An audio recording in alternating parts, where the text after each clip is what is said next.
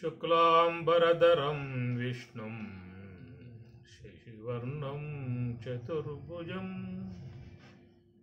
प्रसन्नवदनं ध्यायेत् सर्वविघ्नोपशान्तये।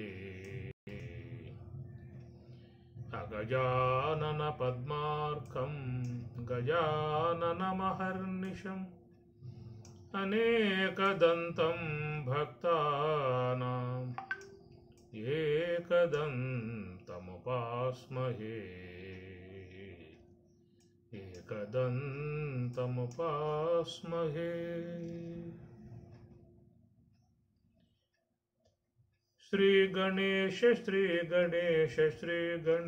पाहि मां। जय गणेश जय गणेश जय गणेश रक्ष माम्। श्री गणेश पाहि मां। जय गणेश जय गणेश जय गणेश रक्ष माम्। ओम गणेश पाहि मां। श्री गणेश रक्ष मां। श्री गणेश रक्ष माम्। पाहि पाहि गजानना पार्वती तनया गजानना। एकदन्ता गजानना लंबोदर हे गजानना। आनंद रूप गजानना अनंत रूप गजानना। पाहि पाहि गजानना पार्वती तनया गजानना। गजाननाय नमः। अग्नराजाय नमः। लंबोदराय नमः। शूर्पकर्णाय नमः। हेरंबाय नमः। मूषकवाहनाय नमः। मृजनसेविताय नमः। मुक्तिप्रदायकाय नमः। सर्वविघ्न विनाशकाय नमः। చక్కగా అందరూ కూడా శ్రీ గణేష స్వామివారి సేవలలో నేనంతా మునిగిపోయి ఉన్నారు. ఎందుకంటే స్వామివారికి ప్రీతికరంగా చేసినట్లయితే జీవితంలో ఏ విఘ్నములు లేకుండా, ఏ సమస్యలు లేకుండా, ఎవరితో ఏ బాధలు లేకుండా ఎంతో చక్కగా జీవితం సాగిపోతుందనేటువంటి ఆశ లోకంలో అందరూ కూడా అపేక్షించేటువంటి విధానం ఇదే. దేవతానుగ్రహముతో ఇంటిల్లపాది హాయిగా ఆనందంగా సంతోషంగా సుఖంగా ఉండాలనేటువంటి ఒక భావన,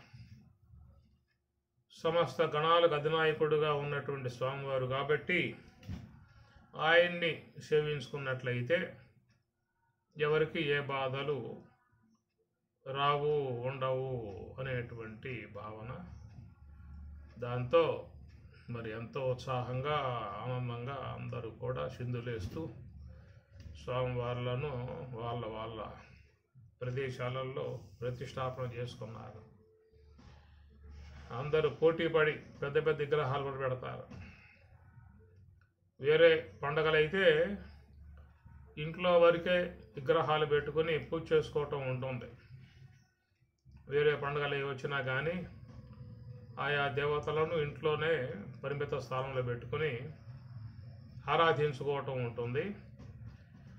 కానీ ఇక్కడ గణేష జై గణేష జై గణేష జై గణేష పాహి మాం అనే విధానంగా అందరూ పోటీపడి పెద్ద పెద్ద విగ్రహాలను కూడా పెట్టి ఎంతో ఉత్సాహంగా చిన్నపిల్లల నుంచి పెద్దవాళ్ళ వరకు ఒక పారవశ్యం చెందేటువంటి విధానముగా చేసుకునేటువంటి దైవ భక్తి సంబంధ భావన. ఈ ప్రకారంగా హైందవ సంస్కృతిలో అనేక పండుగలు అనేటువంటివి కూడా అప్పుడప్పుడు మనల్ని పలకరించిపోతూ ఉంటాయి. మన జీవితంలో నూతనత్వాన్ని కలగజేసిపోతూ ఉంటాయి. పాత బట్టలు పారేసి కొత్త బట్టలు ధరించినట్లుగా ఈ పాత ఆలోచనలు, పాత సంబంధాలు, పాత వైషమ్యాలు, విద్వేషాలు మొత్తం పక్కన పారేసి అందరూ కూడా పండుగ సందర్భ వాతావరణంలో కలిసిపోయి మళ్ళా నూతనంగా జీవన విధానాలను కొనసాగించుకునే విధానంగా మహాత్ములు ఏర్పాటు చేశారు.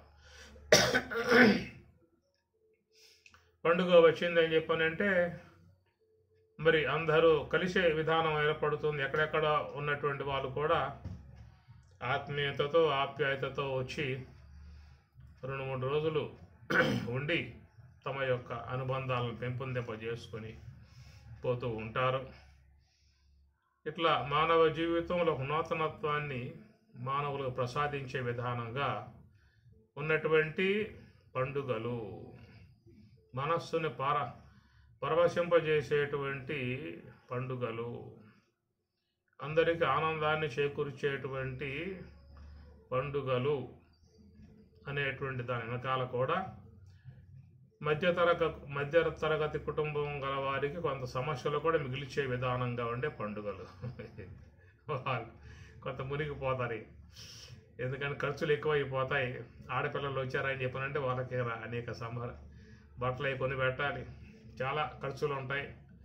సామాన్యులుగా ఉన్నటువంటి వారి విషయంలో మాత్రం కొంత ఇబ్బందికర పరిస్థితే. ఏదైనా సరే పండుగ అనేటువంటిది అందరిలో ఒక మనసులో ఉత్సాహం కలగజేసే విధానం.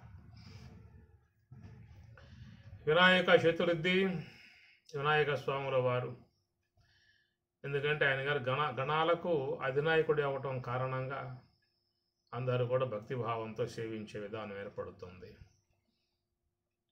ఆయన పార్వతి కుమారుడు, అమ్మవారి పుత్రుడు, పర్వతరాజ పుత్రిక ఆమె యొక్క పుత్రుడు. దాక్షాయినిగా మొదటి అమ్మవారి జననం, అవతారం, దక్షపుత్రికగా ఆమె గారు అవతరించి దక్షునికి దాదాపుగా 50 మంది దాకా ఆడపిల్లలు ఉన్నారు. వాళ్ళందరినీ కూడా చంద్రునికి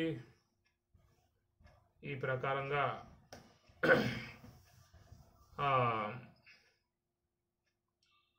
అందరినీ కూడా ఇచ్చి వివాహం చేయటం జరిగింది. అయితే ఈ మాత్రం పరమశివుణ్ణి వరించింది. తన కుటుంబంలో కలహాలు కూడా ఏర్పడ్డాయి, ఎందుకంటే ఆమె స్వయంగా వరించింది పరమశివుణ్ణి. ఆ సంబంధం ఇంట్లో పెద్దలకి ఇష్టం లేదు. అది ఈనాటి సమస్య కాదు, ఆనాటి నుంచి ఉన్న సమస్య. ఎందుకంటే పిల్లకాయలు ఇష్టపడతారు, ఒకళ్ళు ఇష్టపడతారు. కానీ పెద్దవాళ్ళుగా ఉన్నటువంటి వారు అనేక విషయాలు చూస్తారు. ఈ చిన్నవాళ్ళుగా ఉన్నటువంటి యువకులకు వాళ్ళకు గోచరించే భావాలే వాళ్ళు చూసుకుంటారు. కానీ కన్న తల్లిదండ్రులు వేరే అంశాలు కూడా వాళ్ళు చూస్తారు.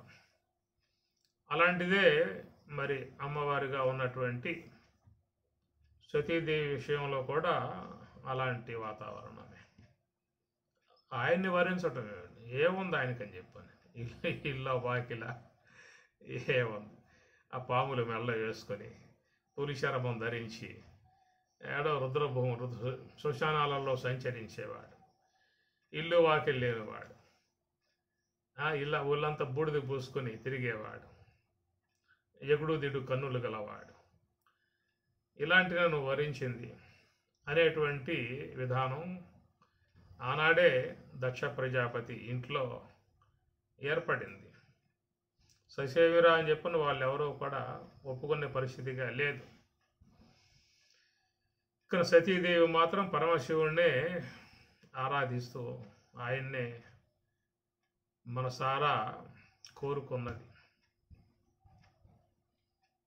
ఈ కోరుకోవడం అనేటువంటి అంశం ఎప్పటి నుంచో దొరుకుతున్నది. మనకి పురాణాలలో చూసినట్లయితే రుక్మిణి అమ్మవారు కూడా నారద భగవానుల ద్వారా విన్నటువంటిదై కృష్ణ పరమాత్మలో వారిని ఇష్టపడి ఆమె కూడా పోరాటం చేసింది, అది పెద్ద పోరాటమే. ఎందుకంటే మరి ఇంట్లో ఉన్నటువంటి వాళ్ళు, పెద్దవాళ్ళు, అన్నదమ్ములు, వాళ్ళ సస్యమేర ఇష్టం లేదు. వేరే రాజులతో వాళ్ళ పరిచయాలు ఉన్నాయి, వాళ్ళకిచ్చి వివాహం చేయాలనేది వాళ్ళ ఆలోచన. ఈమె గారేమో ఈ ఈ నల్లనాయన్ని ప్రేమించింది, కృష్ణ పరమాత్మల వారిని భరించింది. ఆయన ఉన్నది ఎక్కడో సముద్రంలో కాపురం ఉన్నవాడు, గోవులు కాసుకునేవాడు, గోవుల కాపరి. ఆయన నిర్ణయం చూస్తాడు, ఏం సుఖపడతావు ఆయనతో అని ప్రకారంగా ఇంట్లో వాళ్ళ పోరాటం, ఈమెదేమో ఆరాటం, ఎట్లాగబ్బా అని చెప్పని. సరే, ఎవరికి ఉండేటువంటి ఆలోచనలు, ఎవరికి ఉండేటువంటి మార్గాలు వాళ్ళకు ఉంటాయి కనుక వాళ్ళ మార్గాల్లో వాళ్ళు శిష్యపాలను ముందు పెట్టుకొని, నీకు వివాహం రెడీగా, నువ్వు పెళ్లి కొడుకు అయిపో, నీకు ఇచ్చి చేసేయటమే వివాహమే. అవి ఎంత గుంజుకున్నా ఆమె మాటలేం చెల్లేది లేదు, ఆమె అడగబోయేది లేదు. ఆమె మా యొక్క అధీనంలో ఉన్నది, మమ్మల్ని కాదని అడగబోతుంది. ఎవరు వస్తారు నగరంలోకి అని చెప్పని వీళ్ళు గట్టిగా పట్టి ఉన్నటువంటి విధానం. కాబట్టి వీళ్ళ ఏర్పాట్లో వీళ్ళు ఉన్నారు, ఆమె ఏర్పాట్లో ఆమె ఉన్నది. ఎట్లాగరా దేవుడు అని చెప్పి అనుకున్నది. తన నగరంలో పూజలో, ఆలయంలో పూజగా చేసేటువంటి పూజారిని ఎట్లా దగ్గరికి తీసుకున్నది. తన మనస్సులో ఉన్నటువంటి విషయం అంతా ఆయనకు చెప్పింది. ఎట్లయినా సరే ఈ వార్త నా నాదునికి చేర్చు, నేను ఆయన్ని భరించాను, ఆయన్నే చేపడతాను, ఆయన దగ్గరికి వెళ్తాను, ఆయనతోనే ఉంటాను, నాకు ఇంకా మరొక మనస్సు లేదక. ఎవరు ఏ ప్రయత్నం చేసినప్పటికీ కూడా నెరవేరే అవకాశాలు లేవు కనుక నా సంకల్పం నిర్వర్తింపజేయి అని చెప్పని ఆయన్ని ప్రార్థన చేస్తే ఆయన కూడా అమ్మవారి మాటలు చక్కగా విన్నటువంటి వాడై, ఇట్లానా నాకు కృష్ణ పరమాత్మ వారి దర్శనం కలుగుతుందనే సంతోషం ఆయన మనసు లోపల. ఎక్కడ ద్వారక, ఎక్కడ ఇది, అంత లేకపోవటం ఎవరి వల్ల అవుతుంది. ఇప్పుడు ఒక పని పడింది కాబట్టి ఇటు తన స్వకార్యము, దేవతా కార్యం అవుతుందనేటువంటి భావంతో అయ్యవారు కూడా ఇష్టపడ్డాడు. ఆయన కొద్ది కాలం ప్రయాణం చేసిపోయి ఈ వార్త స్వామివారికి అందించాడు. అయ్యా, నిన్నే వరించింది, నీవే ఆమెకు తగిన వాడవు, నువ్వు తప్ప ఇంక వేరే వాళ్ళని కోరుకోవటం వల్ల అని ప్రకారంగా వర్తమానాన్ని అందించడంతో ఆ మనసు గ్రహించినటువంటి స్వామివారు కూడా ఇక చతురంగ బలాలతో బయలుదేరి ఆయన ఒంటరిగా నగరంలో ప్రవేశించి ఆమె ఆలయానికి పూజ సందర్భంగా వచ్చింది గమనించి చక్కగా స్వామివారు తన రథాన్ని ఆలయం వద్దకు తీసుకువెళ్ళగా స్వామివారిని చూసినటువంటి రుక్మిణి మాతాజీ వారు పారవశ్యంతో, పరమానందంతో, ఎంతో ఉత్సాహముగా స్వామివారు వచ్చేశారు. నా యొక్క విన్నపాన్ని ఆయన గారు ఆలకించారు, నా మొర ఆలకించారు, నా కోసం వచ్చారు, నన్ను చేపడటానికి వచ్చాడు అని ఆమె పారవశ్యంతో పోయి పరస్వామివారిని చేరుకున్నది. రథాన్ని అధిరోహింపజేసుకొని ఇక స్వామివారు బయలుదేరి తన నగరం వైపుకు వస్తూ ఉంటే వార్త ఎన్నటువంటి వారై వెంబడించారు. చాలామంది వెంబడించారు. చివరికి ఆయన్ని జయించలేక, ఆయనతో పోరాడలేక వెనుదిరిగి వెళ్ళిపోయారు. ఇది రుక్మిణి అమ్మవారి విషయంలో జరిగినటువంటి విధానం. అందువల్ల మన గృహాలలో కూడా ఎవరైనా పెళ్లి కాని పిల్లలు ఉంటే వాళ్ళ చేత రుక్మిణి కళ్యాణం అనేటువంటి వ్రతాన్ని చేయిస్తారు. అంటే ఉద్దేశం మంచి భర్త లభించాలనేటువంటి ఇంటి వాళ్ళ యొక్క ఆలోచన. అయినా సరే ఆ దేవతా మిగతా అంశాలు వాళ్ళని చూడలేండి. ఎందుకంటే ఆమె గారు ఆయన వరించటము, ఇంట్లో వాళ్ళని కాదని చెప్పి బయలుదేరి ఆ పరమాత్మని చేరుకోవటము, ఇవన్నీ దాంట్లో అంతర్గతంగా ఉన్నాయి. రుక్మిణి కళ్యాణం వ్రతం చేయించే వాళ్ళు ఒకవేళ ఆ అమ్మాయి ఏమైనా ఎవరన్నా ప్రేమించి వెళ్ళిపోయిందనుకో, అది మాత్రం ఒప్పుకోరు వాళ్ళ. రుక్మిణి కళ్యాణం చేయిస్తారు. అంతవరకే. అదొక శుభం, ఎందుకంటే స్వామివారిని చేరుకుంది కాబట్టి అదొక ఆనందం అన్నమాట. అట్లాగే మా అమ్మాయి కూడా కృష్ణ పరమాత్మ వారి దగ్గర అట్లా ఆనందపడిందో రుక్మిణి, అట్లా మా పిల్ల కూడా ఆనందపడాలి అనేటువంటి ఒక్క భావం అన్నమాట అంతవరకే. అదే పరిస్థితి ఇక్కడ కూడా ఈమెకి ఎదురయ్యింది, సతీదేవికి కూడా. ఏమి ఆ తండ్రి గారు అయితేనేమో కొంతమంది చంద్రునికి, కొంతమందిని యముడికి ఇట్లా కట్టబెట్టేశాడు. యముడికైతే 10 మందిని 8 మందిని ఇచ్చేశాడు. చంద్రునికి 27 మంది నుంచి వివాహం చేశాడు. ఇంకా అనేక మంది మునులకి, ఋషులకి, వాళ్ళకి ఇచ్చాడు. అరే మునులు ఏదో అరణ్యాల్లో ఉంటారు కదా, కానీ ఆయన పరమశివుడు అంటే ఏదో ఇష్టం లేదనుకుంటా. ఈమెమో ఆయన్ని వరించింది. ఆ విధంగా మరి ఇంట్లో గొడవ సామాన్య విషయం కాదు, మనకు అంత తెలియదు. చరిత్రాత్మకంగా పోతే ఎంతో లోపల ఉంటుంది. ఎందుకంటే వాళ్ళ ఆశయాలు వాళ్ళకు ఉంటాయి, ఈమె అపేక్షలు వీళ్ళకుంటాయి. ఆ ప్రకారంగా ఆమెకు స్వయంవరం ఏర్పాటు చేశాడు. అనేక ప్రాంతాలను రాజుల్ని రావించాడు. ఆ స్వయంవరంలో నీకు నచ్చినట్టు రాజుని పరిణయమాడు, చక్కగా ఆనందపడు, సుఖపడు అని దక్షుడు వాని యొక్క ఆలోచన. ఈ మనసులో మాత్రం మహాదేవుడు మాత్రం నిలిచి ఉన్నాడు. ఆయన మెడలో పాములు ఉంటాయి, ఒళ్ళంతా కరిశర్మం ధరించి ఉంటాడు, త్రిశూలం ఉంటుంది. ఇవన్నీ కూడా అనేటువంటి యొక్క విధానంగా మనకు కనబడే ఆకారం కాదు. ఆయన వద్దు వద్దు అని చెప్పంటూ ఉన్నా ఈమె గారు మాత్రం ఆ మహాదేవుణ్ణే వరించింది. ఇక స్వయంవరానికి ఆమె మనస్సులో ఉన్నటువంటి ఆంతర్యాన్ని గమనించిన మహాదేవుడు తన ధ్యానాన్ని కూడా వీడి ఆయన గారు ఆ స్వయంవరానికి వస్తాడు. మహాదేవుడు రాడు, ఆయన ఎక్కడికి పోడు. ఆయన ఉండేటువంటి యొక్క హుందాతనం వేరు, పరమశివుని హుందాతనం వేరు. ఏదన్నా శ్రీమన్నారాయణుడు అంటే ఆయన గారి వ్యవహారం వేరు. ఆయన ఎలా మానుష విగ్రహుడు, శృంగార స్వరూపుడు. కనుక ఆయన లీలలు, ఆయన వ్యవహారం అంతా అదో తరహాగా ఉంటుంది. ఇక బ్రహ్మదేవుల వారి విషయం వస్తే ఆయనకి ఇవన్నీ ఏముండవు.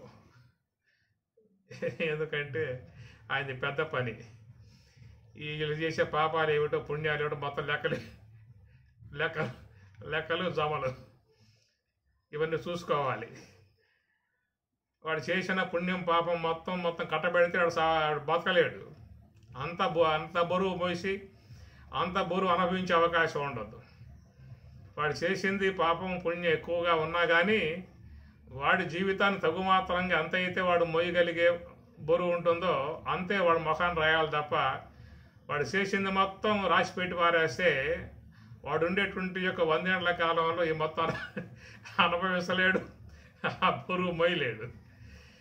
కనుక వాళ్ళకి కొంత తూకాలు వేయాలి. వాడి తూకం ఏమిటి, వాడికి ఎంత ఉందో తూకంలో ఎంత వేస్తే బరువు మోసే అవకాశం ఉంటుంది అనేటువంటి విధానాలన్నీ కూడా మరి అసంఖ్యాకములుగా ఉన్నటువంటి జీవులు కాబట్టి ఇక వాళ్ళకి పుట్టుకల వ్యవహారం అంతా ఈ బ్రహ్మదేవుల వారి పని. వ్రాత వెంటగాని వరమీడు దైవంబు చేత కొలదిగాని రాత కాదు. కనుక ఈయన గారికి ఇంకా ఇతర వ్యాసంగాలు పెట్టుకోవడానికి అవకాశాలు లేవు బ్రహ్మదేవుల వారు. చూడండి, మీరు కావాలంటే శ్రీమన్నారాయణుడు ఎప్పుడు కూడా నవనవలు ఆడుతూ ఉంటాడు. ఎప్పటికప్పుడు షేవింగ్ చేసుకుంటాడు, చక్కగా ఫ్రెష్గా ఉంటాడు. శ్రీ మహావిష్ణువు కుమారుడు బ్రహ్మదేవుడు, ఆయన గడ్డ మెరిసిపోయి ఉంటుంది.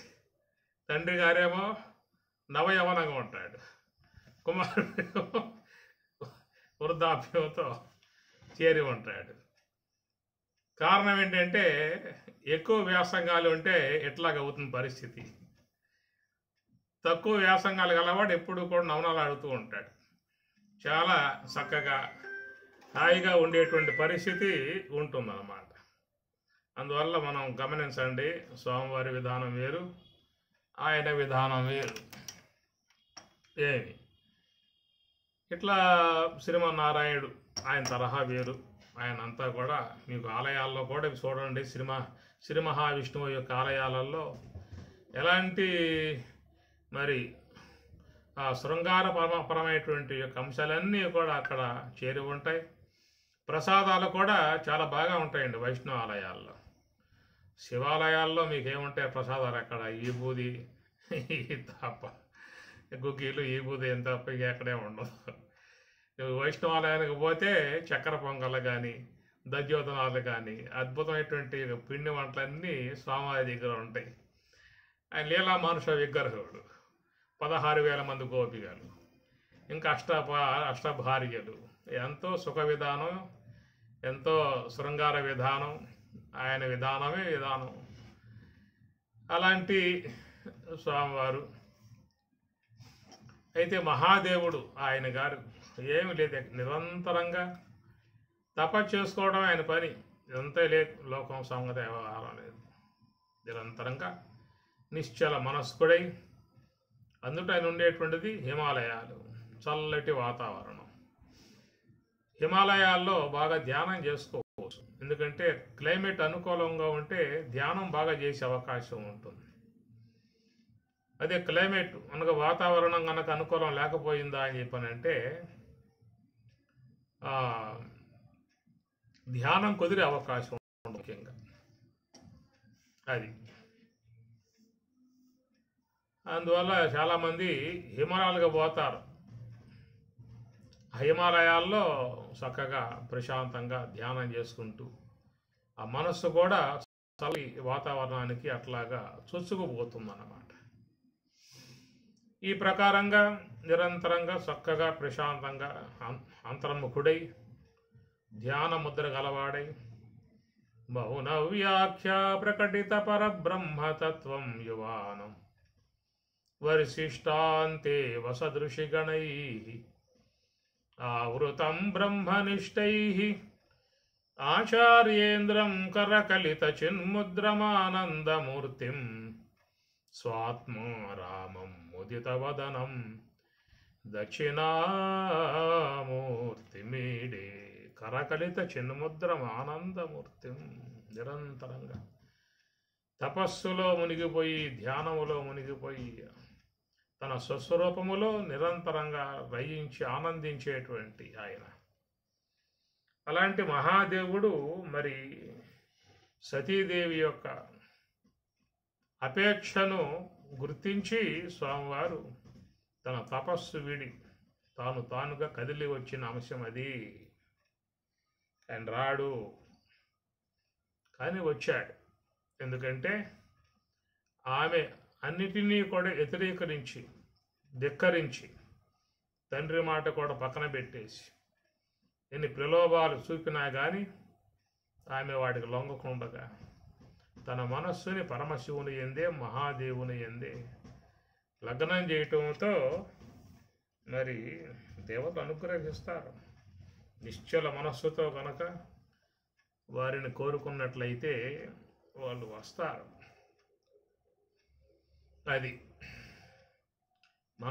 మనస్సు అంతా కూడా లగ్నం చేసి మమేకంగా చేయగలిగితే వస్తారనే దానికి ఒక ఉదాహరణ. ఆ ప్రకారంగా మహాదేవుడు కదిలి వచ్చాడు. ఆ యొక్క దివ్యమంగళ విగ్రహాన్ని దర్శించి పరమశివుణ్ణి చక్కగా ఆరాధించుకొని ఆమె తన వరమాలను పరమశివుని మరి అలంకరింపజేసి ఆయన సన్నిధికి చేరింది. అట్లాగా స్వామివారితో కైలాసాన్ని చేరుకోవటం జరిగింది సతీదేవి. ఆ ప్రకారంగా స్వామివారితో చక్కగా ఆనందంగా సంతోషంగా, స్వామివారి కూడా ఆనందమేలే, ఎందుకంటే ఒంటరిగా ఉన్న జీవితం కాబట్టి ఏదో కాస్త ధ్యానం చేసుకుంటూ ఉంటాడు కనుక ధ్యానం కాగానే కాస్త టిఫిన్ పెట్టాడు, భోజనం పెట్టాలి కదా ఆయన గారికి. ఒంటరిగా ఉండే విధానం కాబట్టి అన్నపూర్ణాదేవి రావటంతో స్వామివారికి కూడా ఒక ఎసులుబాటు ఏర్పడింది. కాస్త ఏళ్ళకి పడుతుందిగా, కాస్త ఏదో టిఫిన్ భోజనం అలాగా స్వామివారికి కూడా ఆనందం అయింది. ఎందుకంటే ప్రకృతి విధానం ఇదే. వాస్తవికంగా చూస్తే మొన్న కూడా చెప్పాను మీకు, ప్రకృతిం పురుషం చైవ క్షేత్రం క్షేత్రజ్ఞం అనే మాట. ఈ సృష్టి విధానములో మరి స్త్రీ పురుషులు అనేటువంటి ఒక ప్రక్రియ విధానము నిర్మాణములో వచ్చేసేసింది. విశ్వమంతా కూడా ప్రకృతి పురుషులు, విశ్వము విశ్వేశ్వరుడు, జగత్తు జగదీశ్వరుడు, సాకారము నిరాకారము, చేతనము శక్తి, ఈ విధంగా విశ్వమే ఆ ప్రకారంగా ఉన్నది. ఈ విధానములో దయానంద సరస్వతి స్వాముల వారు ఆర్య సమాజ స్థాపకులు. వారిది త్రైతవాదం, త్రైత సిద్ధాంతం వారిది.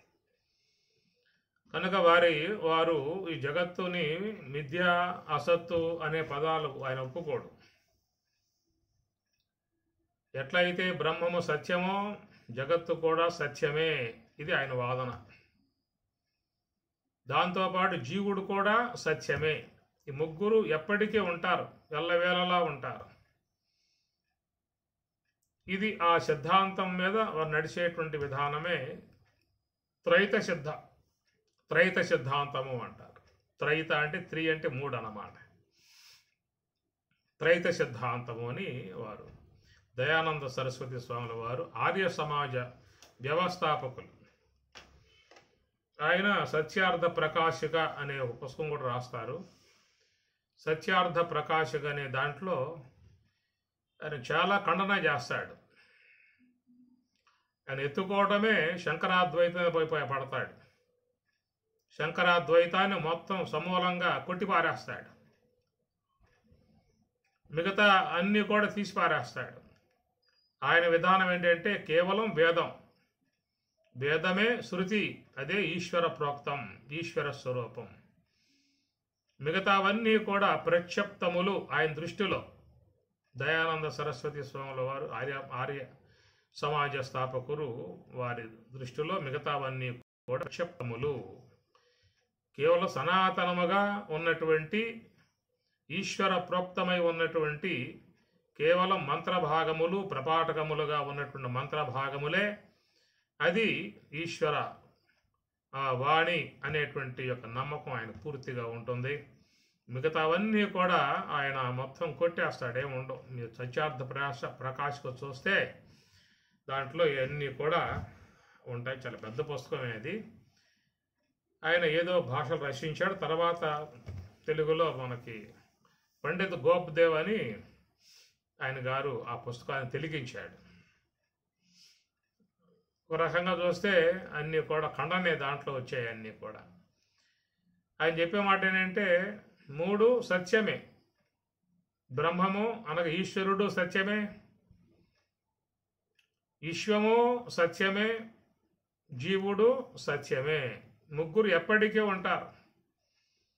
ఒకవేళ జీవుడు ఈశ్వరారాధన చేసినటువంటి వాడై ఉత్తమ లోకాలకు పోయి ఉత్తమ భోగాలు పొంది తిరిగి మరలా జన్మకు రావాల్సిందే ఆయన సిద్ధాంత విధానం. కనుక జీవత్వం పోయేది కాదు, జగత్తు కూడా పోయేది కాదు. ఆయన చెప్పేది ఏంటంటే జగత్తు విషయంలో ఈ జగత్ అనేది పరిణామ విధానముగా నిత్యమై ఉందని చెప్పనంటాడు. పరిణామరహితుడై ఈశ్వరుడు ఉన్నాడు, పరిణామం కలిగి జగత్తు ఉన్నది. ఈ పరిణామం చెందుతూనే అది నిత్యమై ఉండేటువంటిది అనేటువంటి మాట ఆయన వాడతారు.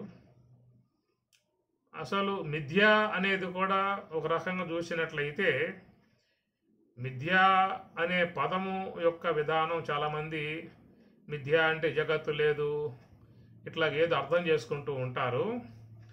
మిథ్య అనే పదానికి పూర్తి నిర్వచనం చూసినట్లయితే అది వైశేషికంలో కొంత నడుస్తూ ఉంటుంది. ఆ విషయాలు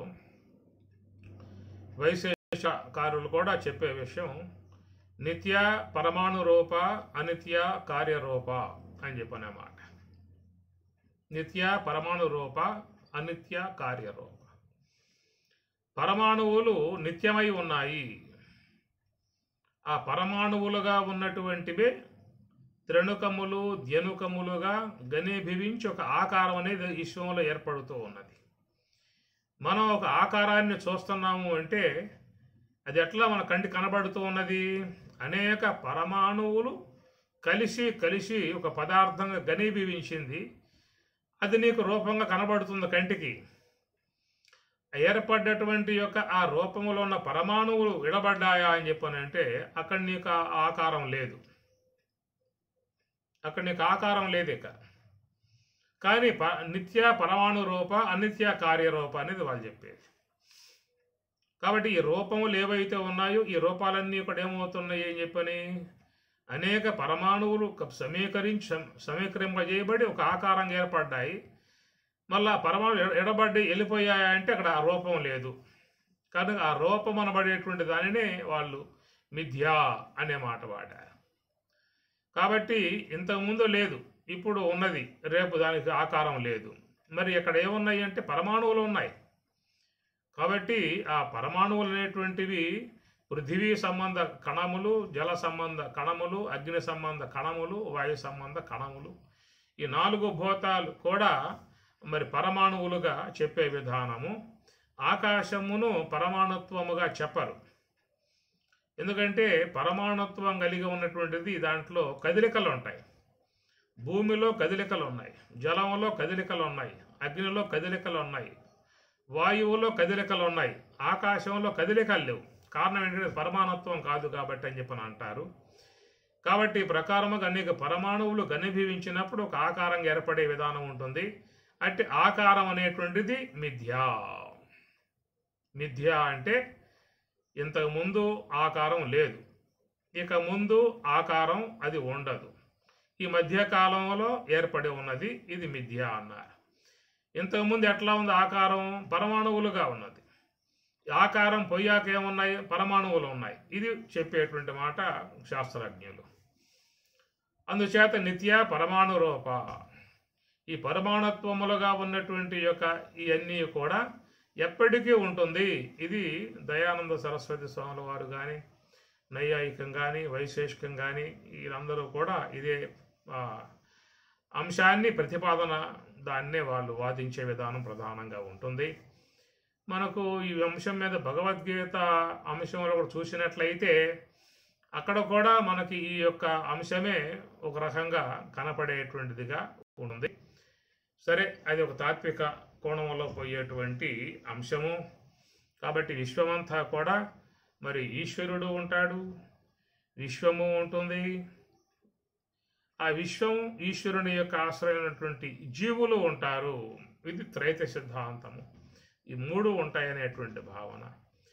సరే, సృష్టి విధానముగా చూసినట్లయితే ప్రకృతి, పురుషులు, శక్తి, చేతనములు అనేటువంటి ఎప్పుడూ కూడా కలిసి ఉండేటువంటి విధానం. కాబట్టి మరి ఈ ప్రకృతి ఎప్పుడూ కూడా పురుషుని యొక్క సన్నిధిలో ఉండే సంతోషపడటానికి ఇష్టపడుతుంది. కాబట్టే రుక్మిణీ మాత కృష్ణ పరమాత్మల వారిని చేరటానికి ఆమె శతవిధాల ప్రయత్నం చేసింది. అదే ప్రకారముగా సతీదేవి కూడా పరమశివుణ్ణి చేరటానికే ఆమె తన ప్రయత్నం పూర్తిగా చేసింది, ఆయన్ని చేరుకున్నది. అందువల్ల పురుషుని వద్ద స్త్రీ సంతోషపడేటువంటి విధానంగా మనం చూస్తూ ఉంటాం. మరి ఆ ప్రకారముగా స్వామివారిని చేరుకుని ఆయన సన్నిధిలోనే ఆమె సంతోషంగా ఆనందంగా ఉన్నది. ఆమె కాలంలో ఆమెకు ఎలాంటి మరి సంతతి అనే అంశంగా మనకు గోచరించదు. అయితే తర్వాత కాలంలో పరమశివునిపై ఉన్నటువంటి వైరముతో, ఆయన మీద ఉన్న ద్వేషముతో ఆయన ఎట్లా అవమానం చేయాలి, 10 మందిలో తక్కువ చేయాలి, ఆయన్ని 10 మందిలో హీనునిగా చేయాలి, 10 మందిలో విలువ లేకుండా చేయాలి, ఆయనకి ఎలాంటి గౌరవం లేకుండా చేయాలి. ఎందుకంటే ద్వేషం అనేది ఏర్పడిన తర్వాత వ్యక్తిలో అలాంటి ఆలోచనలే వస్తూ ఉంటాయి. ద్వేషం అనేది హృదయంలో ప్రవేశించకూడదు. కానీ ఆ ద్వేషం ప్రవేశించింది అని చెప్పానంటే అది రోజు రోజుకి వృద్ధి అవుతుందే తప్ప అది తగ్గే అవకాశం ఉండదు. ఎందుకంటే భూమిలో పడ్డటువంటి గింజ అది మొక్కై మహామానుగా కావటానికి అవుతుందే కానీ తన ఉనికిని తగ్గించుకునే ప్రయత్నం చేయదు. ఏ గింజ అయినా భూమిలో పడిందా అంటే అది అక్కడి నుంచి పెరగటానికి శతవిధాల తన ఉనికిని పెద్దగా చేసుకోవటానికి ప్రయత్నం చేస్తుంది. అదే ప్రకారంగా హృదయం అనేటువంటి యొక్క క్షేత్రములో ఈ ద్వేషములు అనబడేటువంటి గింజలు పడ్డాయా అని చెప్పానంటే అవి కూడా వృద్ధవుతాయి. ఎందువల్ల వెనకాల చేతనం ఉన్నది, వృద్ధవుతాయి అన్నమాట. ఎవరి మీద అసూయ పెరిగిందా అంటే ఇక అసూయ కూడా ఎప్పుడు పెరుగుతూనే ఉంటుంది. ఎప్పుడైనా కానీ వాళ్ళు జ్ఞాపకం వచ్చారా అని చెప్పానంటే, ఎవరైనా వాళ్ళ చేతికి చిక్కారా అని చెప్పానంటే ఇక వాళ్ళ గురించి ఇక వాయించడం ఆరంభం చేస్తూ ఉంటారు. కనుక ఈ ప్రకారంగా ఈ అసూయాది గుణాలు అనేటువంటివి మనం చాలామందిలో చూస్తూ ఉంటాం. ఇలాంటి గుణాలు పురుషుల యందు అధిక శాతంగా ఉంటాయా, స్త్రీలలో అధిక శాతంగా ఉంటాయా అనేది కూడా అది ఎవరికి వారు విచారించుకోవాల్సిన అంశం ఏమి. కాబట్టి ఈ ప్రకారంగా హృదయ క్షేత్రంలో పడ్డటువంటి గింజలు లాంటి గుణాలు అవి పడనే కూడదు. భూమిలో గింజ పడిందా అంటే అది ఎట్లా మొలకెత్తి మొక్కై చెట్టై మానై విస్తరించి అది మర్రి వృక్షం అయితే ఈ ఓడలు దించుకొని ఇక పెరిగిపోతూ ఉంటుంది అన్నమాట. అదే ప్రకారంగా లోన ఉన్న హృదయ క్షేత్రంలో కూడా పడేటువంటి ఈ బీజమాత్రములుగా ఉన్న గింజలు గనక పడ్డాయా అంటే అవి అట్లాగే వృద్ధై పెరిగిపోతూ ఉంటాయి. ఇక వాళ్ళ మాటలు కూడా అవే వస్తాయి. ఎప్పుడైతే ద్వేష సంబంధమై ఉన్నటువంటి భావాలు లోపల బాగా ద్వేషం పెరిగి ఉంటుందో ఇక వచ్చేటువంటి మాటలన్నీ ఇక అక్కడి నుంచే వస్తాయి కదా, దాంట్లో దూసుకొస్తూ ఉంటాయి. ఎన్ని మాటలు మాట్లాడినా కానీ లోన ఉన్నది అది కరిగిపోదు, అరిగిపోదు, అది అయిపోదు, అది కూడా ఊరుతూ ఉంటుంది లోపల. అట్లా అసూయ అనేది ఏర్పడింది అనుకోండి, ఇక అసూయ సంబంధమై ఉన్నటువంటి అటు నుంచి మాటలు కనుక రావటం ఆరంభమైందా అంటే ఇక అసూయతో మిళితమై పెనవేసుకొని మెలిపెట్టుకుని ఇక అవే వస్తూ ఉంటాయి మాటలు. ఎవరి మీద ద్వేషం ఉంటే వాళ్ళ విషయం వచ్చిందా అంటే అవే మాటలు వస్తారు. ఎవరి మీద అసూయ ఉంటుందో ఇక వాళ్ళ గురించిన సంభాషణ మాట్లాడటం ఆరంభమైందా అంటే వాళ్ళ గురించే వస్తామండి. ఇది చాలామంది గమనించరు. అరే ముందు లోపల మనం చెడిపోవాలి, మనం చెడిన తర్వాతే పక్క వాళ్ళని చెరపటమో వాళ్ళని ఇంకేదన్నా చేయటమో తర్వాత సంగతి, వాళ్ళ సంగతి తర్వాత. ముందు మన హృదయ క్షేత్రం చెడగొట్టుకోవాలి, మన మనస్సును ముందు పాడు చేసుకోవాలి.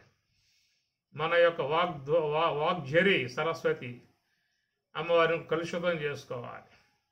కాబట్టి లోన ఉన్న కల్మషం గనక అట్లా చేరిపోయిందా అంటే ఆ వచ్చేటువంటి యొక్క మాటలు కూడా ఆ విధంగానే వస్తూ ఉంటాయి.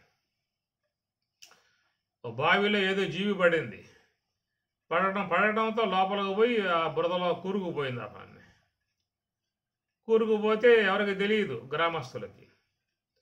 వాళ్ళు నీటి కోసంగా వచ్చారు, బకెట్టేసి తోడారు, నోట్లో పోసుకుంటే ఏమైనా తాగే అవకాశం ఉంది. అది చాలా అసహ్యం.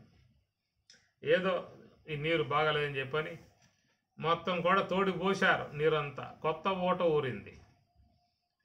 కొత్త ఊట ఊరితే లోపల శవం లోపల కూరుకుపోయి ఉన్నప్పుడు ఎన్ని నీరు ఊరినా కానీ కొత్త నీరు ఆ నీరన్నీ కలుషితం అయిపోతాయి.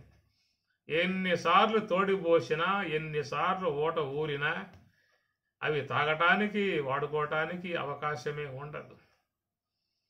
కాబట్టి ఆ విషయం గమనించి వాళ్ళు ఎవరినో వ్యక్తిని దించి లోపలికి ఆ మట్టంతా పూడి తీస్తే దాంతోపాటు కళేబరం కూడా బయటపడింది. కళేబరం ఉన్నంత వరకు ఎన్నిసార్లు నీరు కొత్త వాట ఊరినా కానీ అది ఎట్లా వినియోగానికి ఉపయోగపడదో ఆ ప్రకారంగా లోపల అంతఃకరణంలో మనసు అనేటువంటి యొక్క కోపంలో బావిలో ఇలాంటి అసూయ సంబంధ శవాలు పడ్డాయా అని చెప్పానంటే ఊరేటువంటి యొక్క ఊట లాంటి ఆలోచనలు మాటలు కానీ అలాంటివే వస్తామంటాయి. కనుక ఈ ప్రకారంగా ఎవరి హృదయం వాళ్ళు చూసుకోవాల్సి ఉంటుంది. ఇలాంటి భావాలు ఏమన్నా ఉంటే తీసేసుకోవాల్సి ఉంటుంది. ఎవరిపైనైనా అసూయ అలాంటిది ఏర్పడితే ఏమంటే తీసేసుకోవటం మంచిది. ద్వేషం అలాంటి భావాలు ఏర్పడినట్లయితే అవి తీసేసుకోవటం క్షేమము. ఎందుకంటే వాళ్ళ హృదయమే కలుషితం అయిపోతుంది. ఆ ద్వేషముతో అసూయతో తర్వాత వాళ్ళని ఏమన్నా చేస్తే చేయవచ్చు, కొట్టవచ్చు, తిట్టవచ్చు, లేదా చంపి పారేయవచ్చు. కానీ ముందు మనలో ఉన్న వ్యక్తిత్వం ముందు పాడు చేసుకోవాలి కదా. మన యొక్క మాట తీరు కూడా కలుషితం చేసుకోవాల్సి వస్తుంది. కనుక మనం ముందు చెడిపోవాల్సి వస్తుంది, తర్వాత పక్కవాడిని చెరచడానికి ప్రయత్నం చేయటం అవుతుంది. అందుచేత లోన ఉన్నటువంటి ఇలాంటి కల్మషాలు లాంటి విధానాలు తీసివేసుకోగలిగితే మనిషి మంచిగా ఉండే అవకాశం ఏర్పడుతుంది. అరే ఆమె ఇష్టపడింది, సతీదేవి మహాదేవుణ్ణి కోరుకున్నది, ఆయన అంటే ఇష్టపడింది కనుక ఆయనతోనే ఆమె గారు ఉంటూ ఉన్నది. సంతోషపడు, ఇప్పుడేం కొంప మునిగింది, ఆమెకి ఏమైంది, హాయిగా ఉందగా, ఆమె కూడా ఆనందంగా ఉన్నదిగా. ఏ మా స్టేటస్ ఎక్కడ, ఆయన స్టేటస్ ఎక్కడ, మా ఇల్లు ఎక్కడ, ఆయనకి కొంప లేదు. మాది మిద్దెలు మేడలు ఐశ్వర్యములు భోగభాగ్యములు స్థిర సంపదలు బ్యాంక్ బ్యాలెన్సులు ఫ్లాట్లు భూములు ఏమి మరి చెరుకు తోటలు మామిడి తోటలు ఎన్నో మాకు ఉన్నాయి. ఇంత స్థిర సంపదలు ఉన్నటువంటి యొక్క మేము ఆయన అక్కడ. ఇది ఈ వ్యవహారం వచ్చినప్పుడు ఇక ద్వేషాలు రాకుండా ఎందుకుంటాయి చెప్పండి. ఇలాంటి విధానాలు లోకంలో ఎన్నో సాగుతూ ఉన్నాయి. ఎందుకంటే మనస్సులు కలిసిన తర్వాత ఆగే అవకాశాలు ఉండవండి. అంతవరకే వాళ్ళని తెగింపు వచ్చేస్తుంది. అలాంటి ఏమి ఆపగలిగే అవకాశాలు ఉండవు. అందువల్ల కొంత సర్దుబాట్లు అనేటువంటివి కూడా చేసుకోగలిగితే ఇరు వర్గాల వాళ్ళకి కొంత శాంతిని, సామరస్యాన్ని, సఖ్యతాభావాన్ని పెంచుకునే అవకాశాలు ఉంటాయి. ఎందుకంటే అందరూ రాముడిలాగా ఉండడుగా. రామచంద్రుడు మరి విశ్వామిత్రుల వారి అమ్మటే బయలుదేరాడు. ఆ తాటికి సంహారం చేయవాయా అన్నాడు, చేసి పారేశాడు. యజ్ఞాలు కాపాడవాయా అన్నాడు, కాపాడాడు. సరే పద బయలుదేరన్నాడు, ఆయన బయలుదేరాడు. మరి జనకరాజు యొక్క నగరానికి వెళ్ళారు. వెళ్ళిన తర్వాత స్వయంవరం సీతమ్మ వారికి. అట్లాగా వీళ్ళు కూడా విశ్వామిత్రుడు రమ్మంటే వెళ్ళారు తప్ప వాళ్ళుగా పోయింది కాదు రాముడు లక్ష్మణులు. మరి ఆ ప్రకారంగా ఆయన మహాత్ముడు మునీశ్వరుడు దోవ చూపుతూ ఉన్నాడు, వెళ్ళిపోయారు. నగరంలో కూర్చున్నారు. అనేక మంది రాజులు వచ్చారు, ధనస్సు నెక్కిపెట్టారు. ఎవరో కూడా దానిని ఇరసలేకపోయారు. అప్పుడు విశ్వామిత్రుల వారు రామునితో కనుసైగ చేశాడు, గురు ఆజ్ఞగా భావించాడు. అంతే, ఎడం చేత్తో దాన్ని పైకెత్తి నారి లాగటంతో ఇరుగు కింద పడింది ఆ పని. దాంతో సీతమ్మ వారు మాల పట్టుకొచ్చారు, మెడలో వేయిపోయింది. ఆగమ్మ అన్నాడు. ఇది రాముడి విధానం. ఆగు, మా నాన్నకు అనుకోవాలి, మా నాన్నకు ఫోన్ చేయాలి, ఆయనతో మాట్లాడాలి, ఆయన ఒప్పుకుంటే తప్ప చేసే అవకాశాలు ఉండవు అని రామచంద్రుల వారు ఆయన తరహా అది. రాగానే వరమాలు వేసుకొని పెళ్లిపీటల మీద కూర్చొని తాళి కట్టి పారేసి నేరుగా ఇంటికి వెళ్ళిపోయి, నానా మీ కోడలే ఇది, అని చెప్పే విధానం చేయవచ్చు. కానీ ఆయన ఏంటంటే తన తండ్రి దశరథ మహారాజు ఆయన ఒప్పుకోవాలి. మా అమ్మ కౌసల్య ఆమె ఒప్పుకోవాలి. అప్పుడే ఇరువురికి సఖ్యత. ఇది రాముని విధానం. తర్వాత ఆయన గారి కృష్ణావతారంగా వచ్చినప్పుడు ఆయన తరహా మారిపోయింది. ఈయనకు ఆయన అక్కడ విధానాలు వేరు మరలా. అందువల్ల కృష్ణ పరమాత్మల వారి విధానం భగవద్ అవతారం అది. ఇది మానవ అవతారం. ఇక భగవద్ అవతారం చెప్పాల్సిన అవసరం ఏముంది? ఆయన స్వయం వ్యవహారాలు చేసుకోవడం అంతా కూడా. అట్లా రుక్మిణిని చేపట్టిన, సత్యభామను చేపట్టిన, ఇంకా జాంబవతిని చేపట్టిన అన్నీ కూడా ఆయన సొంత వ్యవహారాల మీద జరిగిపోయాయి తప్ప అది ఇంకెవరిని విచారించే విధానం అంటే అక్కడేమి లేదు. అది ఆయన తరహా అది, ఈయన తరహా ఇది. ఇట్లా ఉంటే లోకంలో ఒకవేళ ఏమన్నా కుటుంబాలలో పిల్లకాయలు ఏమన్నా ఇష్టపడి వాళ్ళ విధంగా ఒకవేళ ఒకటైనట్లయితే, ఆహా మా వాడు కృష్ణ పరమాత్ముడయ్యా, ఆయన మార్గంలో ఆయన వాడు పోయాడు, కృష్ణ పరమాత్ముల వారి యొక్క ఈ మార్గం అని చెప్పని భావించుకొని సఖ్యత సామరస్య భావాలు పెంచుకున్నారంటే ఇబ్బందులు లేవు. అది కాకుండా దక్షుల్లాగా గనక భావించారా అని చెప్పనంటే వైరాలు తప్పవేక, విద్వేషాలు తప్ప, వైరాలు తప్ప. అక్కడి నుంచి కొట్లాట్లు, కాట్లాట్లు, పోలీస్ స్టేషన్లు, కోర్టులు, గీట్లు, నానా రకాల బీభత్సం అంతా వస్తుంది. కాబట్టి ప్రకారంగా భగవంతుడే చూపించాడు. ఎందుకంటే లోకంలో ఈ రెండు రకాలుగా ఉండేవాళ్ళు ఉంటారు. పెద్దల మాటను గౌరవించి వాళ్ళు చూపించిన సంబంధాలు చూసి వాళ్ళు చెప్పినట్లుగా తల ఉంచుకొని చేసుకుపోయే విధానంగా ఉండే పుణ్యాత్ములు ఉంటారు, కొంతమంది ధన్యాత్ములు ఉంటారు. కొంత స్వయం ప్రపత్తితో ఇంకా ఏముందని చెప్పే ఉద్దేశంతో మాకు వయసు వచ్చేసింది, మైనారిటీ తీరిపోయింది కాబట్టి మా జీవన విధానం, మా భాగస్వామ్య విధానం, మేము నిర్ణయించుకునే విధానం కాబట్టి మేము చిన్నపిల్లలేం కాదు, మాకు మనస్సు, మాకు ఆలోచనలు, మాకు విచారణ, మాకు జీవనం పట్ల విధానాలు, మా బతుకుల విషయం పట్ల స్వతంత్రత అనేటువంటి కోణంలో చూసేవాళ్ళు ఉంటారు. అలాంటి మనస్తత్వం గలవాడే ఊరుకోరు, ఎక్కడో ఘనకార్యం సాధిస్తాడు. ఆ ఘనకార్యం సాధించినప్పుడు మరి సర్దుబాటు చేసుకోవాల్సింది పెద్దలుగా ఉన్నటువంటి వాళ్ళు. సరే మా వాడు ఇష్టపడ్డాడు, ఆ అమ్మాయి ఇష్టపడింది, ఇద్దరు కలిసిపోయారు.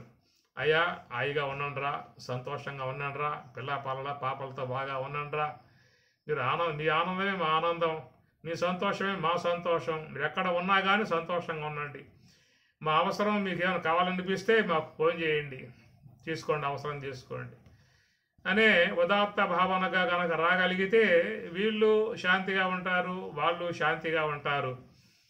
అది కాని పక్షంగా ఉన్నట్లయితే ఇక జరగబోయేది ఏమిటి? దక్ష యజ్ఞ విధ్వంసం, దక్ష యజ్ఞ విధ్వంసం తాపదిక. బ్రహ్మదేవులు సభ ఏర్పాటు చేస్తే ఆ సభలోకి దక్ష ప్రజాపతి వస్తే దేవతలు, మునులు, యతీశ్వరులు, సాధువులంతా లేచి నమస్కారం చేశారు. కానీ బ్రహ్మదేవుడు లేచి నమస్కారం చేయలే, విష్ణువు లేచి నమస్కారం చేయలే, శివుడు లేచి నమస్కారం చేయలే. ఆ దక్షునికి శివుని మీద మహాకోపం వచ్చింది. ఆయనపైన కోపం ఏంటయ్యా? లేచి నమస్కారం చేయకుండా బ్రహ్మ ఉన్నాడు, విష్ణువు ఉన్నాడు, ముందు వాళ్ళ మీద కోపం తెచ్చుకో, ఈయనపైన కోపం తెచ్చుకోవటం అని చెప్పానంటే ఈయన మా అమ్మాయిని తీసుకుపోయాడు, నాకు చెప్పకుండా తీసుకుపోయాడు అని ఈ ప్రకారంగా లోపల ఒక ద్వేషభావం ఏర్పాటు చేసుకున్నాడు. కాబట్టి ఇక ఆ ద్వేషం పెళ్ళూపికింది. ఇక పరమశివుణ్ణి ఏమి తోలనాడాలో, ఏ రకాలుగా మాట్లాడాలో ఆ దూషణాలన్నీ కూడా చేస్తూ ఉన్నాయి. ఇందువల్ల లోన కక్ష ఉందగా, లోన ద్వేషం ఉందగా, ఇందా చెప్పుకున్నాగా. ఆ బావిలో ఒక కలేబరం మట్టిలో కూరుకుపోయింది. ఎన్నిసార్లు నీరు ఊరినా ఎట్లా ఊడతాయి చెప్పండి?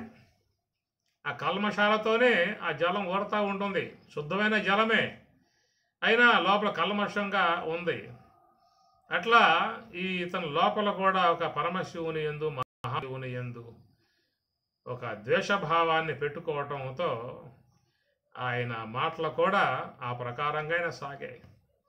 దాంతో ఆ బ్రహ్మదేవుల వారి ప్రశాంతంగా సాగాల్సిన సభ రసాభాస అయిపోయింది. ఎక్కడైనా ఇంతే. అది బ్రహ్మదేవుల సభ కావచ్చు, మరి వైకుంఠంలో పెట్టిన సభ కావచ్చు, ఎక్కడ పెట్టినా కానీ విద్వేషాలతో చేరి ఉన్నట్లయితే అది రసాభాసగా మారిపోక తప్పదు. మనకు అనిపిస్తూ ఉంటుంది, అయ్యే వాళ్ళందరూ దేవతలు కదా, మనకంటే చాలా గొప్పవాళ్ళు కదా, వాళ్ళకి ద్వేషాలు ఏమిటి అనేటువంటి దానం మనకేమైనా అనిపించవచ్చు. ఏదైనా వ్యక్తిత్వములు సరైనటువంటి విధానంగా చూసుకోకపోతే మాత్రం ఎలాంటి వాళ్ళకైనా ఈ ద్వేషభావాలు పట్టి పీడించేటువంటివిగానే ఉంటాయి. అది గమనించాల్సిన అంశం ఏంటంటే, ఎన్ని మాటలు అన్నా కానీ పరమశివుడు నోరిప్పి ఒక మాట అనలా. అది మహాదేవుని గొప్పతనం, అది పరమశివుని గొప్పతనం, తపస్సు యొక్క గొప్పతనం. తపస్సులో ఆ ఓర్పు వస్తుంది, ఆ సహనం వస్తుంది, ఆ నిర్మలత్వం వస్తుంది, నిశ్చల భావం వస్తుంది. ఎన్ని మాటలన్నా కానీ ఆయన అవేవి కూడా తీసుకోవాలి.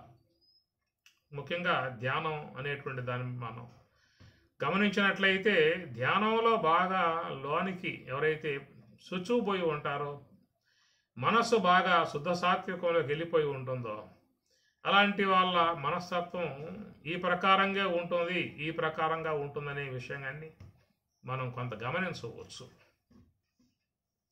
అది పరమశివుని మహాదేవుని విషయంలో మనం గమనించుకోవాల్సినటువంటి అంశం. అది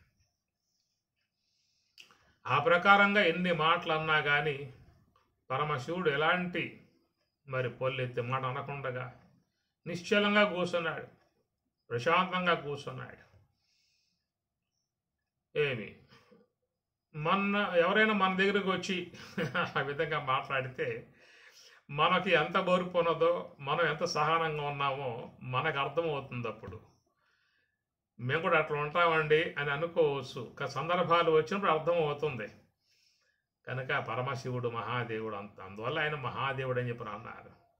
ఎంతోమంది దేవతలున్నా ఈయన మాత్రం మహాదేవుడు అంటాం కారణం ఏంటంటే ఆయనలో ఉన్న ఓర్పు, ఆయనలో ఉన్న సహనం, అదనమాట.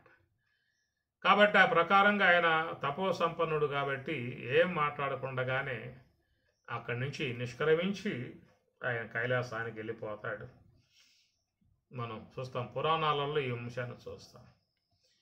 మరి ఆ ప్రకారంగా పరమశివుడు కైలాసం వెళ్ళిపోయిన తర్వాత ఇంకా ఈయనలో ఆ ద్వేషం ఆర్ల, అది మండుతానే ఉంది, బగబగా మండుతూ ఉంది, అగ్నిగుండంలాగా మండుతూ ఉన్నది. ఎన్ని తిట్టాడో చల్లారాలుగా, శాంతించాలగా, అమ్మయ్య ఎప్పటి నుంచో ఉన్నటువంటి నా కక్ష తీరింది ఈనాటితో, కాబట్టి 10 మందిలో ఉతికారేసా, బాగా ఆయన తిట్టేసేసాను, కనుక నాకు శాంతం అయింది అని కొంచెం వాడైనా శాంతించాలి, సమాధానం పడాలి కదా. కానీ పడలా, ఆ మనస్సులో ఇంకా ద్వేషం బాగా పెరిగింది. ఇంకా అని శాంతంగా ఉండి ఒక మాట అనకుండగా నిశ్చల భావంగా నిర్మలంగా వెళ్ళిపోయినా కానీ ఇతనిలో ఇంకా ఆ ఉక్రోషం, ఆ ద్వేషం ఇంకా పెళ్ళుబికింది. ఇట్లాగా ఈయన గారికి ఈయన అవమానం చేయాలి, ఏ పూజ లేకుండా చేయాలనేటువంటి ఒక దురాలోచనతో మరి నిరీశ్వర యాగం అని తలపెట్టాడు. ఇక నిరీశ్వర యాగం ఏంటంటే, నిరీశ్వరుడు అక్కడ ఈశ్వరుడు లేడాక, ఈశ్వరుడి మంత్రాలు లేవు. ఎవరైనా లోకంలో ఈశ్వరుని ఉద్దేశించి చేయాల్సి ఉంటుంది. ఈశ్వరుని యొక్క ప్రమేయం లేకుండా ఏ యజ్ఞం చేసే అవకాశం లేదు, మంగళకరంగా ఉండే అవకాశం లేదు. కనుక పరమశివుని ఉద్దేశించే, మహాదేవుడిని ఉద్దేశించే ప్రతి యజ్ఞం కూడా ఆ మంత్రభాగాలన్నీ కూడా చేరి ఉన్నాయి. అయితే అతడు ఈశ్వరుని ప్రమేయం లేకుండా నిరీశ్వర యాగంగా తలబెట్టి చేద్దామనేటువంటి ఉద్దేశంతో ఆయన నిశ్చయించుకుంటే, ఋత్విక్కులు కావాలి, అందరినీ కూడా ఆహ్వానించాడు. అయ్యా నేను యజ్ఞం తలబెట్టాను అన్నాడు. అయ్యా చాలా సంతోషం, యజ్ఞం చేస్తే మాకు కూడా సంభావం వస్తుంది, మేము పిల్లలతో హాయిగా ఉంటాం, అట్లాగే చేద్దామని చెప్పి అన్నారు. ఈసారి చేసే యజ్ఞం ఆ యజ్ఞం కాదన్నాడు. మరి ఏ యజ్ఞం చేస్తున్నావు నువ్వు? ఇంకా నిరీశ్వర యాగం చేస్తున్నా అన్నాడు. నిరీశ్వర యాగమా? అంటే ఈశ్వరుని యొక్క ప్రమేయం లేదా? ఈశ్వరుని యొక్క ఆరాధన లేదా? ఈశ్వరుని యొక్క సంకీర్తన లేదా? ఈశ్వరుని యొక్క మరి కొనియాడటం లేదా? ఆయన మంత్రాలు లేకుండా, ఆయన కొనియాడకుండా ఎట్లా చేస్తావా యజ్ఞం? అన్ని మంత్రాలు ఆయన స్వరూపమై ఉండగా అని చెప్పని ఋత్వికులందరూ కూడా తిరస్కరించి వెళ్ళిపోయారు. చాలామంది వెళ్ళిపోయారు. కానీ కొద్ది మంది మాత్రం ఆయన ఇచ్చేటువంటి యొక్క డబ్బుకు ఆశపడి, ఆ దక్షిణకు ఆశపడి మేం చేస్తాం అని చెప్పని ముందుకు వచ్చారు కొద్దిమంది మాత్రం. కనుక ఆ ప్రకారంగా వాళ్ళు నిరీశ్వర యాగానికి సిద్ధపడ్డారు. ఆ విధముగా దేవతలు ఎవరైతున్నారో అందరికీ కూడా ఆహ్వానాలు పోయాయి. పేరు పేరున పత్రికలు రాసి పోస్ట్ చేశాడు, టెలిగ్రామ్ పంపించాడు, వాట్సాప్లో పెట్టాడు, అందరికీ అందించాడు. మరి దక్ష ప్రజాపతి యజ్ఞం చేస్తున్నాడంటే అందరికీ సంభవమే కదా, సంబరం కదా. ఎంతో ఉత్సాహంతో అందరూ కూడా వచ్చేస్తామన్నారు. మరి ఆ ప్రకారంగా లోకాలన్నీ కదిలి వస్తూ ఉంటే ఆ కోలాహలాన్ని, కలహలాన్ని అమ్మవారంతా చూశారు. ఏమిటని చెప్పనంటే, మీ తండ్రి గారమ్మ యజ్ఞం చేస్తూ ఉన్నారు, బ్రహ్మాండ యజ్ఞం చేస్తూ ఉన్నాడు, మేమందరం పోతున్నాము అని చెప్పని ఆ పోయేవాళ్ళు చెప్తే సతీదేవికి కూడా ఇష్టపడింది మనస్సులో. నేను కూడా పోయేస్తే బాగుంటుంది కదా.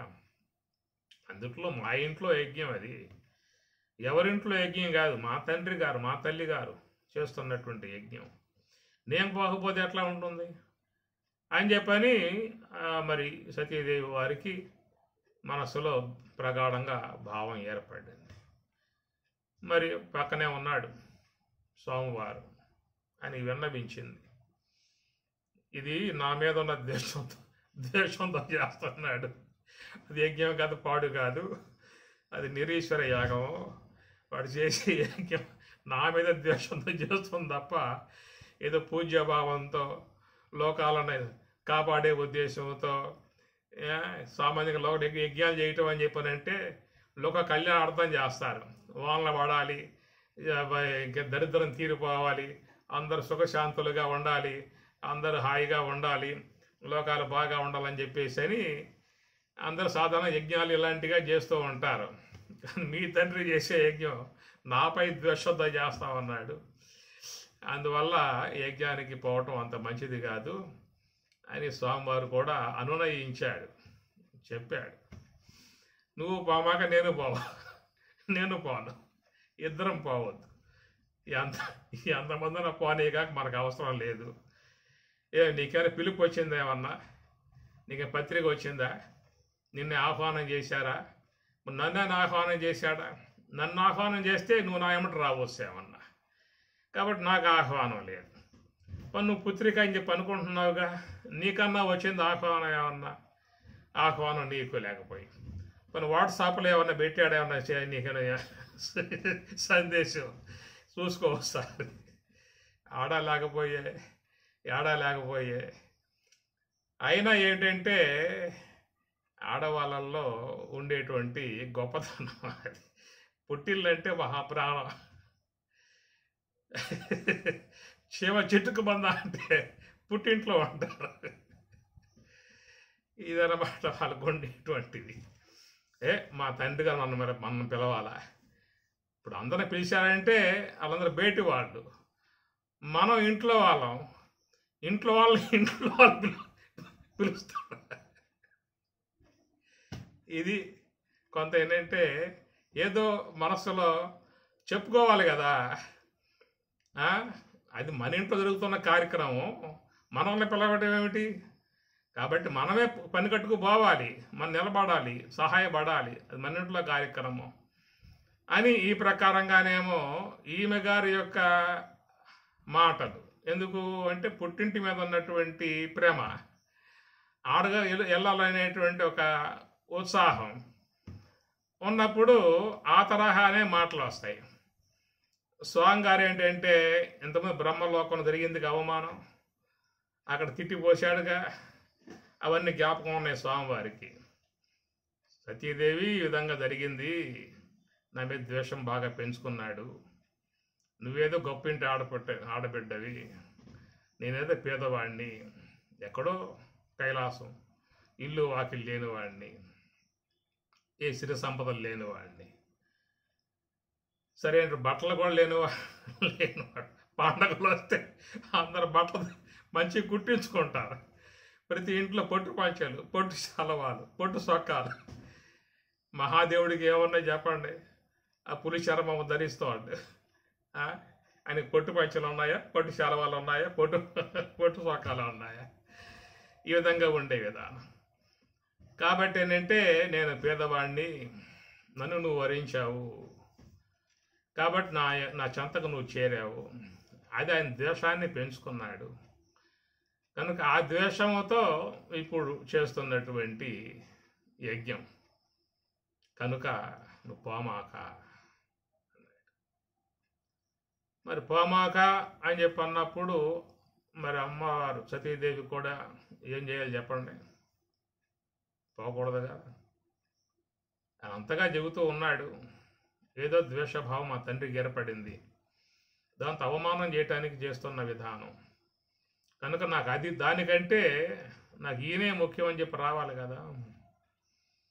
కాబట్టి ఆ ప్రకారంగా ఒక ఉండేటువంటి భావాలలో తొనికెసలాటలు అనేటువంటివి ఉంటాయి. ఒక పక్క రాగాలు, అనురాగాలు, మమకారాలు, ప్రేమలు లాగుతూ ఉంటాయి, మరొక పక్క మరొక అంశాలు లాగుతూ ఉంటాయి. సరే, ఏది ఏమైనా చివరికి మహాదేవునితో ఆమె గారు గట్టిగా పోట్లాడే పెట్టుకున్నది, నేను పోవాల్సిందే అని చెప్పన్నది. ఇక చివరికి చేసేది లేక ఆమెకు అంతగా మనసులో మక్కువ అనేది ఉన్నప్పుడు ఎంత ఆపినా కానీ ఆగరు. ఇది ఒకసారి మనసులో కలిగిందా అని చెప్పనంటే దాన్ని ఎంత ఆపడానికి ప్రయత్నం చేసినా కానీ అది ఆపే అవకాశాలు ఉండవు. అదే విధానం మహాదేవునికి కూడా ఎదురయ్యింది. సరే, ఆమె వెళ్తా అని చెప్పి అంద కాబట్టి ఆమె సంతోషమే నా సంతోషం, ఆమె యొక్క ఇష్టమే నా ఇష్టం, ఆమెకేమీ కూడా కాకూడదని చెప్పి ఉద్దేశంతో ప్రమాద గణాలను ఆమె తోడు చేసి పంపించాడు. మీరు రావచ్చు కదా అని చెప్పి అన్నది. నేను రావటం సరైన సంగతి కానీ నువ్వు పోయి క్షేమంగా తిరిగి రా అని చెప్పి అన్నాడు.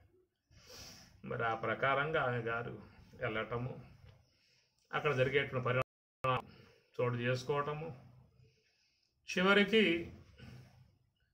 ఇక మహాదేవుని వద్దకు పోవటానికి మనస్సు అంగీకరించక ఈ జీవితమే వద్దనుకున్నది, తను సాలించింది. కాబట్టి ప్రకారముగా మహాదేవుణ్ణి చేరుకున్నటువంటి విధానములో ఆమె గారు ఆ జన్మలో సంతతిని పొందినటువంటి యొక్క విధానం లేదు. ఆ తర్వాత మళ్ళా ఆమె గారు పరమశివునికై తపస్సు చేసింది, ఆయన్నే చేరుకున్నది. ఎందుకంటే మనసులో కలిసి ఇద్దరు ఒకటయ్యారు కాబట్టి ఆ మరు జన్మలో కూడా తిరిగి మరలా ఆయన్నే చేరుకోవడం ఒక అంశం. మనం ఈ ప్రకారముగా ఉండేటువంటి అనురాగాలతో పెనవేసుకుని ఉన్నటువంటి జీవితాలు ఒకవేళ రాబోయే జన్మలలో కూడా అట్లాగా కలుస్తాయా అనేటువంటిది కూడా ఉండేటువంటి అంశం. పర్వతరాజ పుత్రిక ఆమె జీవన విధానములోనే ఈ పుత్రులు కలగటం లాంటి అంశం అనేది ఉంటుంది. ఓం సహనా భవతు సహనౌ భునక్తు సహ వీర్యం కరవావహై తేజస్వినావధీతమస్తు మా విద్విషావహై. ఓం శాంతి శాంతి శాంతి. హరి ఓం తత్సతు. శ్రీ గురుభ్యో నమః.